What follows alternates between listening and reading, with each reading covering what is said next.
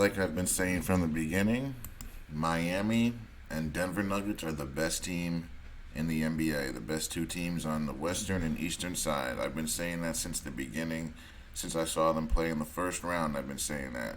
It's easy to see if you know the game of basketball, you can clearly see it. The coaching, the spacing, the shooting, the defense, the way they changed the zone, Miami in particular, the way that they're able to always be in motion and get guys open, and Jimmy just pumping confidence into his guys.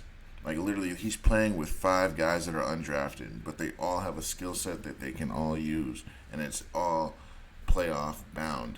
I think this team is able to beat Denver. Right now, everyone's thinking Denver's going to win, right? Everyone's riding high on Denver. But guess what? This Miami team is able to beat them. They'll be able to match up with Denver. I think much better than the Celtics would. People are way too high on the Celtics. It's too much Jason Tatum reliant. It's too Jaylen Brown reliant. And guess what? They looked like role players last night. Did you guys know that their offense is called random? Yeah, they call their offense random. In other words, it means that anyone can score at any time, so they don't have any superstar based offense. So literally, they're using Jason Tatum and Jaylen Brown as if they're regular old cogs to a system when these two guys are superstars. Well, at least Tatum is anyway. On any other team, you'd be using them as a superstar. But on Boston, with their Joe Mazzulla, who knows nothing about playoff basketball, has them running a random offense called random. So basically, Derek White can get the same amount of looks as Jason Tatum can, just because it's based on what the offense does, not based on the player. So tell me, how is that conducive to championship basketball when your role players are getting the same amount of shots as your superstars? Excuse me, Jimmy Butler. Well, yesterday Jimmy Butler didn't need to play that well, and I'm gonna get to that in a minute. But most teams that have their superstars, their guys taking the most shots. And that's the problem with the Celtics. They don't have that guy late in the fourth quarter that can just take the ball and say, get up out of my way. I'm getting to the basket. I'm doing what I want. That's exactly what Jimmy Butler is. Tatum needs some of Jimmy Butler in him. A guy that's just going to take the bull by the horns, grab the ball. I don't care what play is called. I'm going to will myself to score. And that's what the greats do. So anyone that thought that Tatum was going to be a champion this year, you're terribly mistaken. He had a great year, I'll give him that. But this team is not a championship team. It's a decent roster, top 10 roster easily, but it's not a top 5 roster. It's not a championship roster. All you trolls thinking that you knew what you were talking about because you listened to the analysts. But me, I'm telling you guys what it is all the time, but a lot of y'all don't want to listen. You think you know better. All right, keep going your way, but I study these games. Like, I really, truly study these. Ask my girl. When I'm watching these games, I'm literally studying. I'm calling shit out. She don't know what the hell I'm talking about, but that's what I do with football, basketball games, baseball, anything, any sport I'm into. I'm commenting. I'm taking notes. I'm calling shit out. I'm just basically ready to report to you guys what the hell is going on. And basically, this team quit, man. This Boston team, they have quit. They are not coming back down 3-0. Not this team. This team, that they don't have that guy, that fire, that instinct, that killer instinct. Like, I'm gonna kill you. This is my game. Like Michael Jordan, now it's him. If this was Jordan, you're not thinking it's done, because a guy like that at a moment's notice can drop 40 and galvanize the troops. Jason Tatum, he doesn't even open his mouth. He reminds me of Kawhi Leonard. He doesn't talk until he has to at a podium. Like, I think the other night was the first time I heard his voice. Like, it's like, dude, you can't be a superstar. You don't talk. Jaylen Brown's not too vocal either. Like, they're great ball players, but you got to be more than a great ball player. You need to have intangibles. Excuse me. Tangibles are amazing. Like, obviously, I want a player that has tangible abilities. But intangible abilities are just as important. You need both. Jimmy Butler has the intangibles, the things you can't measure, and he has the tangibles, things you can measure.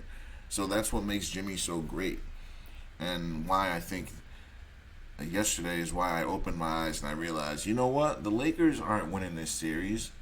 They're making this about Jimmy Butler quietly. They're making us think the Nuggets are the better team and are going to win the entire thing. But it's really going to be Jimmy Butler, guys. I have a really big feeling. And remember I was telling you in that other video, Jimmy Butler is a descendant of Michael Jordan. Oh yeah, guys, go do your research. I truly believe in my heart Jimmy Butler is Michael Jordan's bastard son. So, because it's Michael Jordan, bro. You guys don't think Michael Jordan, even though he was married, you don't think he was able to or was sleeping with other women and maybe slipped up maybe a few times and didn't pull out? Come on, guys, go do your research on that. Maybe we'll do a little deep dive on that. We'll look through YouTube videos and do some research and look through that so I can show you guys what the hell I was looking at. But I don't want to get off track, but the point I'm saying is he has that killer instinct, and he got it from somewhere. And the more I watch him play, he looks like Kobe Jordan. Like, obviously, he's more rugged the way he does it because he's bigger. He has literally like 30 pounds on MJ and Kobe. Those guys are 200 pounds. They were listed at like 210, but those guys are like 190, 200 pounds, guys. Like, they were not big guys. Jimmy's like 235, 240, just muscle, rugged. He uses his body, guys. Like, he puts his body into you. Something Jordan couldn't do as much, 40 pounds lighter. Like, come on.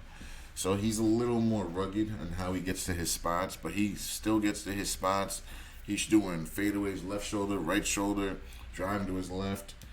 Like, they want to force him left because he's not as good left, but he's still very capable of going to his left hand and using it. So I think this team, they have the length on defense. They switch up defenses. They don't play one matchup. They give you a different dose on different players. I think the Nuggets are going to have a tough time beating this team, guys. I really, truly do. Because you got guys like, you're probably going to have Jimmy Butler on Murray, right? And then you'll have Caleb or any of those three guys on Michael Porter. And then you put Bam on Jokic and just tell him just to bother him. You're not going to stop Jokic. You'll have your nights. Bam is a beast, guys. He's going to show you guys. He's a freaking beast. He's going to really make it hard for Jokic. I think Bam might be better than Anthony Davis right now, this moment. 2 years ago, Anthony Davis was better, but Anthony Davis, because of age, attrition, injuries, and just chilling because you're a champion, Bam is still hungry. So a lot of factors are why I'm saying he's better. Anthony Davis was probably the top power forward big man in the game. Now he's probably like fifth. Third, fifth, and that he's top five, but he's not number one anymore. Jokic and Bam are definitely better than him, guys. Right now, at this point, at this moment in time, right now, he is better. Then you could put Kevin Love on Aaron Gordon. Aaron Gordon's just a role player. You're not expecting more than 10 points out of him, and he gets the rebounds, garbage points.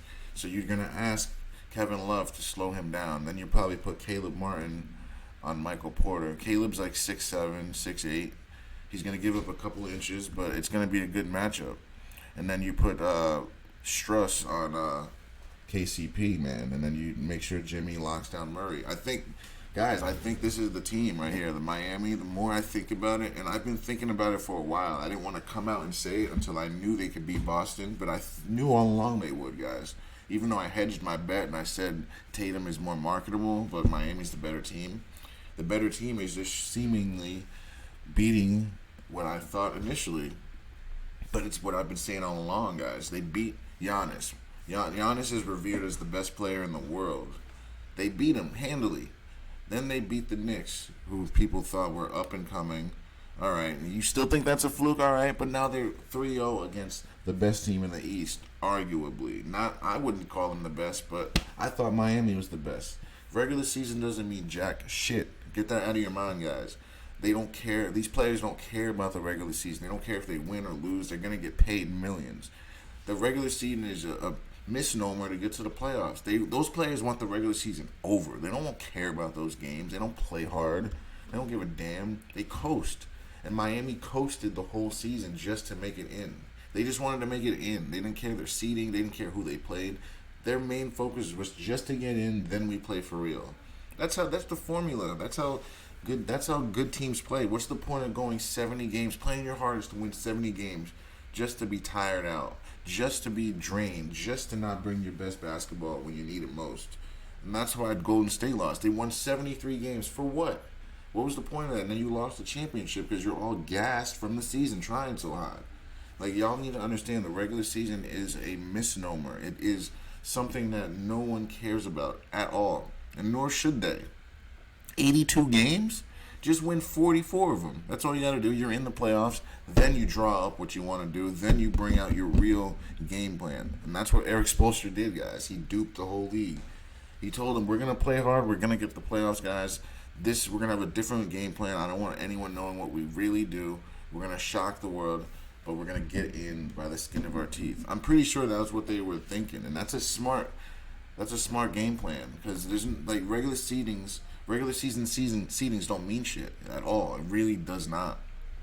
It only matters for if you're scared about who you're playing. And Miami didn't care. They're like, you know what? We're going to play the number one team. We're going to take it from them. And we're going to go down the gauntlet and be champions. So, I don't know, man. I trust Butler more than I trust Jokic and Murray. But I could be crazy, you know. I could be dead wrong here. The Nuggets could just end up making every shot and just taking this thing by the horn. Who knows? But like, I think you have to put Jimmy on Jamal Murray. You have to, and just see how that goes. And then Bam obviously on Jokic, Caleb on Porter, and you go from there, man. I really think Miami has a shot, and they have a bench too. And then you could put Kyle Lowry on Bruce Brown. Beautiful matchup. I can't wait to see that Kyle Lowry versus Bruce Brown matchup. Those two, wow, that's going to be a freaking amazing matchup. The more I think about this is going to be a great finals to watch, because no one expected it. No one thought about it, but these are the two best teams right now. Teams. I didn't say best players, but now actually, we got to actually think about that. Is Jimmy Butler a top 5 player? We got to think about that. Is Jokic a top 5 player? The answer is yes. Is Jamal Murray a top 20 player? I'd have to say yeah. So maybe we do have the better players playing. And Bam is definitely a top 20 player. So maybe this is the matchup we need to be seeing, guys. The two best teams playing rather than the two better players on each team playing against each other. I'd rather see the two best teams playing, the more that I think about it. I want to see Miami versus the Nuggets and see who prevails. I'm taking Miami. I'm an East Coast guy, so I pick Miami. I ride with Jimmy Butler. That's my guy. So I would take Jimmy over them. But that's only because of how I think this is going to play out. I think Spoelstra is a slightly better coach than the other guy. He's a good coach in his own right. Don't get me wrong. Like, he's been doing a hell of a job. Just the way that he's got his guys playing, his sets, his defenses, the way that he got his guys believing. He's a damn good coach himself, man. He really is. I got to give him his flowers. But he also coached with LeBron for years, so he learned a lot from playing with LeBron as well. And he knows LeBron, so he knows how to coach him and play against him. So there's that. So it's going to be interesting to see what happens tonight.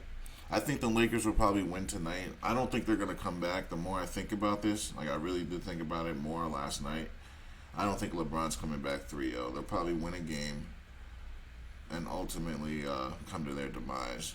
I think we're going to see Nuggets versus Miami the more I think about it. Like, even if the Lakers do win tonight, they're not going to win another 3, because that's what it's going to take. And then even if they do win, I don't think they can beat Miami, guys. Bam Adebayo is going to shut down Anthony Davis, and then you're going to put Jimmy Butler on LeBron. And then their other guys are better than the other guys the Lakers have, guys. I think Miami is better than the Lakers, guys, the more I think about it. Because Miami, they played us all. They played us out, guys. They literally played with us. Miami made us think they were one thing, but the whole time they were another. But they weren't showing that, guys. They were vanilla all season. And now they showed us their real game plan. So, I don't know. It's just a lot to take in. You see Jason Tatum dropping 14 after 2. I mean, they were numbers-wise, they were okay, but they were putrid games, man. You didn't show up in the fourth. Now I was looking at his stats, guys. His field goal percentage was Kobe Bryant's number, and his three-point percentage was Kobe Bryant's number 8. So his field goal percentage, if you added it up, it was 24, and his three-point percentage was 1/7. If you add that up, it's number 8. So I don't know why they did that, but the numbers are just like very dramatic. Now they have Grant Williams drop the second most points. Ay. Yeah, the Celtics are done, guys. They quit. When Tatum can't drop 20 and Brown can't drop 20, it's over. It's relatively over. Jimmy didn't even have to drop 20 points, guys. This was an all-around team game. See, Gabe Vincent, guys, and that's another guy that they can use, that they can put on KCP, or they can put on, what's his name, Michael Porter. Like, they have a bunch of guys. These three guys, Vincent, Struss, Martin, these three guys, do not sleep on them, guys. These three guys are very good players. Do not sleep on them. And then you also got Cody Zeller. Zeller is a big body. He's going to get people's faces. And Duncan Robinson off those screens, guys, he's got the muscle memory to make every shot if he really wanted to. That guy is pretty damn good at his shooting off the screens. So you're going to have to deal with that, man. This team is very good. And the coach, the thing about it, Eric Spoelstra knows every single player on his team's weakness and their strengths. So he plays to their strengths as much as possible. So he knows Duncan Robinson, he's very good off screen, so I'm only going to use him off screens. And that's what he does every single time. Kyle Lowry, he's really good on off ball, so I'll make sure he's off ball and reading the ball, right? Gabe Vincent is good at ISO, so I'm going to put him in ISO situations, right? Jimmy Butler likes to get to the mid-range, so we're going to ISO everyone to the one side of the court and let him get to his spot. See what I mean? That's what they do. Kevin Love is a great outletter, so we're going to put him on the block and let him get to the outlet and let him trail, be ready for the three. I'm telling you guys, like, their coach is using them to their strengths, and then that's the difference, guys. Joe Mazzulla doesn't know how to use his players. That's the problem here. And I mean, watching it, he doesn't know how to get Jason into his spots. He doesn't know how to get Jalen into his spots. He just calls like these high school lackluster plays that don't work. And it's like jamming your head against the wall. He just doesn't understand how to get his players going. He just has no plays on defense or offense. And it's showing, guys. If you come in with no plays, you're going to get roasted. You need plays. You need plays, and they don't have them. And look at this, 52 points in the paint, and then three-pointers. See, that's all they do. It's either they shoot 40, 53-pointers and make 10 of them, and then 50 points in the paint. That's it. They don't shoot mid-ranges, and that's why they're so easy to defend, guys. Against Boston, all you got to do is cover the three-line and stay above the restricted line. You give them the mid-range because they're not going to shoot it because they're incapable or they're scared to. I don't know what it is. And the funny part is they out-rebounded them by 22 rebounds, and it didn't matter. It did not matter. They had 21 offensive rebounds. Usually when you see this, the team wins.